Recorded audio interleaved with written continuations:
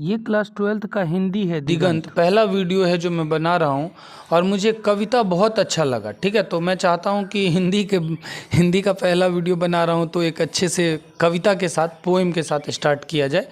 ठीक है, बहुत सारे कमेंट्स आ रहे थे कि सर हिंदी का भी बनाइए, तो चलिए शुरू करते हैं, हिंदी का भी पढ़ाएंगे।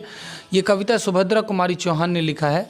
इनके बारे में आप थोड़ा पढ़ लीजिएगा खुद से, ठीक है, नहीं तो पहले कविता पढ़ा देता हूँ, अच्छा लगेगा, उसके बाद इनके बारे में थोड़ा और अच्छे से पढ़ेंगे। कविता का नाम है पुत्र वियोग। ठीक है, ये दीनबंधु जो निराला जी जो थे, उनकी एक काव्य संग्रह किताब है सरोज स्मृति। उसके बाद ये दूसरी शोक गीत है जो सुभद्रा कुमारी चौहान के द्वारा लिखी गई काव्य संकलन, जिसमें बहुत सारी कविताएं हैं, उसकी किताब का नाम है मुकुल। उस किताब से ये कविता ली गई है जिसका नाम है पुत्र वियोग, जिसमें कवित्री ने वर्णन किया है कि किस तरह एक माँ पर क्या बीतती है जब उसका कोई बेटा मर जाता है। और बता दूं कि सुभद्रा कुमारी चौहान जो हैं वो छायावादी लेखिका रही हैं अपने ज़माने की। ठीक है, तो छायावादी कवि जो है वो बोलते कुछ हैं, लिखते कुछ हैं, उनका अर्थ कुछ अलग होता है। ठीक है, तो ये इन्होंने जो ये कविता लिखी है, तो मेरे हिसाब से ये आज़ादी से पहले की कविता है। तो उन्होंने एक माँ, भारत माँ के बारे में इन्होंने वर्णन किया है शायद। ठीक है, जो एक माँ जब अपने बेटे को खोता है, मतलब भारत माँ के जो संतान जो आज़ादी के लिए लड़ रहे हैं, मर रहे हैं, तो किस तरह से उस माँ पर क्या गुजरती है, या जो माँ अपने बेटे को युद्ध में, जिस माँ का बेटा युद्ध में मारा गया, लड़ाई में मारा गया, उस माँ पर क्या बीत रही है, उस बेटे की, उस माँ के दुख को इस कविता में उतारा गया है। तो चलिए पढ़ते हैं। कविता का नाम है पुत्र वियोग। ठीक है, माँ बेटे के प्रेम का वर्णन किया गया है इसमें।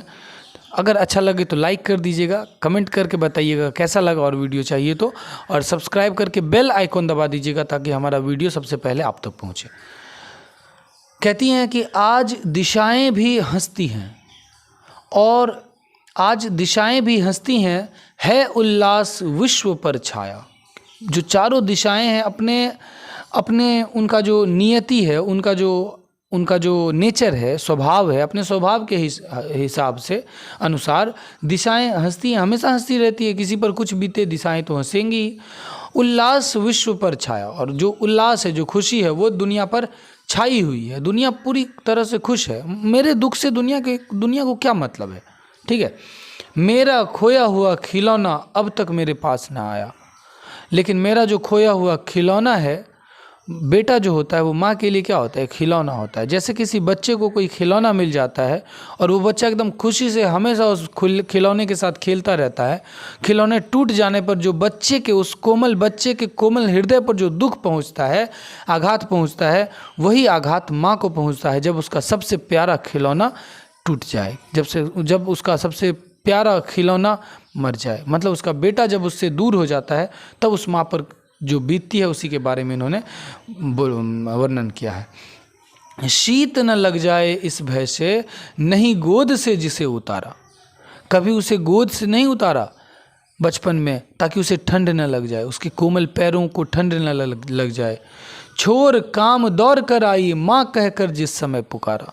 और सारा काम धाम छोड़कर मैं दौड़ी चली आई जब वो मुझे माँ कह करके पुकारता, मैं सारा काम छोड़ करके आ जाती, उसे प्यार से गले लगा लेती, अपने उस बेटे को, जिसे अपने ठंड लगने के डर से मैंने कभी गोद से न उतारा कि उसे ठंड न लग जाए, उसके पैरों में कोई कांटे न चुभ जाए, इस डर से।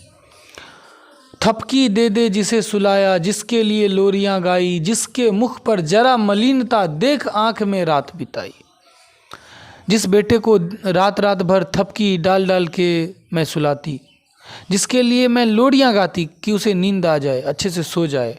जिसके मुख पर अगर जरा सी मलिनता आ जाए, मतलब उसके मुख पर जरा सा भी मुझे दुख दिखाई दे, और ज़रा से भी मुझे उसका चेहरा उदास दिखाई दे, तो मैं पूरी रात जगी रह जाती थी, ये सोच करके कि मेरा बेटा उदास क्यों, वो बेटा आज मेरे साथ नहीं है, मेरे पास नहीं है। जिसके लिए भूल अपनापन, जिसके लिए मैं सब कुछ भूल कर पत्थर को भी देव बनाया, पत्थर को भी मैंने भगवान मान लिया। कहीं नारियल दूध बताशे, कहीं चढ़ाकर शीश नवाया। कहीं पर नारियल चढ़ाया, कहीं पर दूध चढ़ाए, कहीं पर बताशे चढ़ाए, कहीं पर शीश झुकाया। इसके बावजूद भी मेरा बेटा मुझे नहीं मिला, लौट कर नहीं आया। फिर भी कोई कुछ न कर सका, छिन ही गया मेरा खिलौना। फिर भी कोई कुछ न कर सका, छिन ही गया खिलौना मेरा।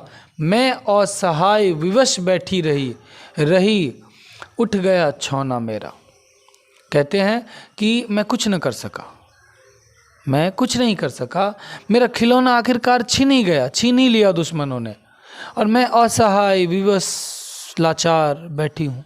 बैठी ही रही उठ गया छौना मेरा। छौना होता है, छौना क्या होता है? छौना मतलब किसी जीव जंतु, किसी जानवर, गाय भैंस का जो छोटा सा प्यारा सा जो बच्चा होता है उसे छौना कहते हैं, जब वो जन्म लेता है।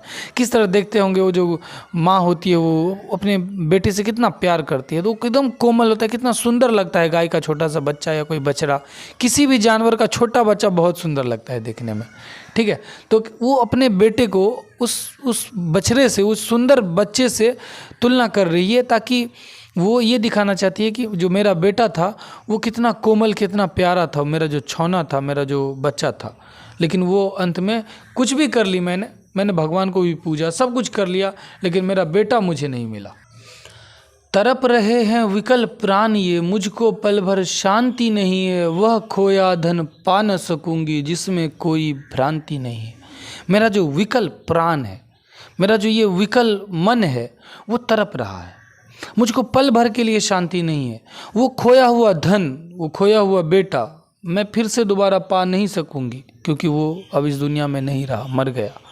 इसमें कुछ भी भ्रांति नहीं है। ऐसा नहीं है कि मैं कोई सपना देख रही हूँ या कोई ऐसा है कि वो फिर से आ जाएगा, ऐसा नहीं है। वो मर चुका है, मेरा प्राण विकल होकर तरप रहा है। फिर भी रोता ही रहता है, नहीं मानता है मेरा मन। बड़ा जटिल नीरस लगता है, सूना सूना जीवन मेरा। फिर भी रोता ही रहता है, नहीं मानता है मन मेरा।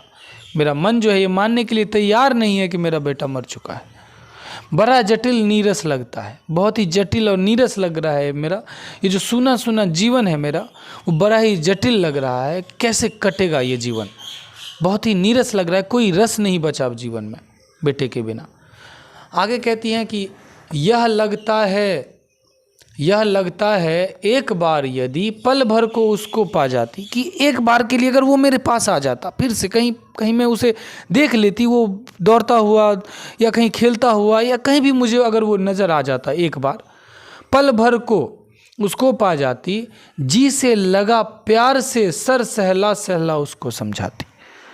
एकदम कलेजे से लगा लेती, बाहों में भर लेती और उसे प्यार से समझाती कि तू कहाँ चला गया था, तू रह, मेरे पास रह, मेरे साथ ही रहो, मैं तुम्हारे बिना नहीं जी सकती हूँ, मेरा तुम्हारे बिना और कोई नहीं है दुनिया में।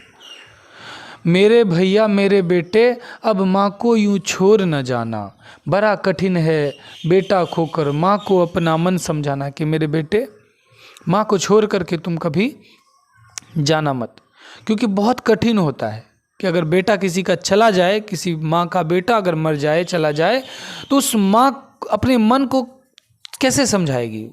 ऐसा कोई कुछ है ही नहीं, कुछ उपाय ही नहीं है कि वो अपने मन को समझाए। मन को समझाना बड़ा कठिन है जब किसी का बेटा मर जाता है। तो भाई बहन भूल सकते हैं, पिता भले ही तुम्हें भुलावे। भाई बहन भूल सकते हैं, पिता भले ही तुम्हें भुलावे, किंतु रात दिन की साथिन माँ कैसे अपना मन समझावे। कहती हैं कि बेटे, पिता और बहन भाई जो भी है वो तुम्हें भूल सकते हैं, आज न कल, 6 महीना, साल भर, 2 साल के बाद भूल सकते हैं, ऐसा हो सकता है। लेकिन रात दिन तुम्हारे साथ रहने वाली जो तुम्हारी माँ है, जो हमेशा तुम्हारे साथ रहती है, तुम्हारे सुख में, तुम्हारे दुख में, हर समय तुम्हारे आंखों में आंसू नहीं देख सकती, तुम्हारे मुंह पर उदासी नहीं देख सकती, वो माँ अपने मन को कैसे समझाए? कुछ बताओ मुझे। वो बहुत ही विभोर करने वाला ये कविता था, मेरी भी आंखों में आंसू आ गए। चलिए अब थोड़ा इनके बारे में पढ़ लेते हैं।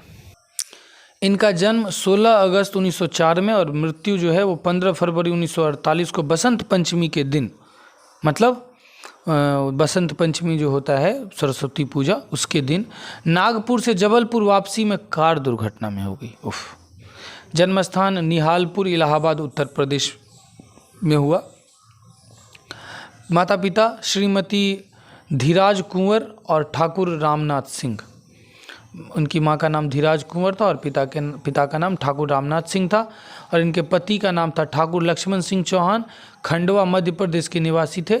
1919 में विवाह हुआ था इनका। ठीक है।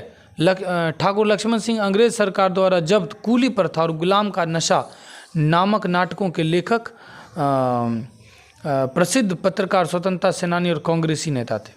मतलब अंग्रेजों ने इस नाटक को जब्त कर लिया था, सील कर दिया था कि ये नाटक नहीं चलेगा, जिसका नाम था कूली प्रथा और गुलामी का नशा।